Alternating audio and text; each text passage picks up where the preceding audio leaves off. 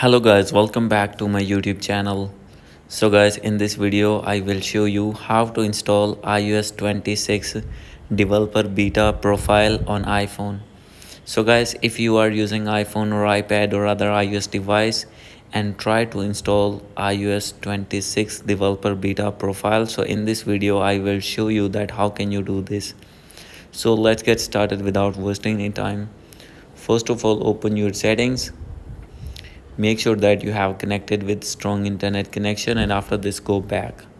So guys, now you have to scroll it below, and from here you have to click on screen time, click on content and privacy restrictions, and you need to remove all the restrictions from here.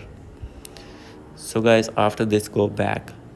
So now you have to click on general and click on software update, and from here you can easily update to iOS 26 developer beta profile. If not showing, click on beta updates, and here you will see iOS 26 developer beta profile. Click on it, and after this go back and you will see that update here, and simply you have to click on update now, and after this you can easily update your iPhone to iOS 26 beta profile.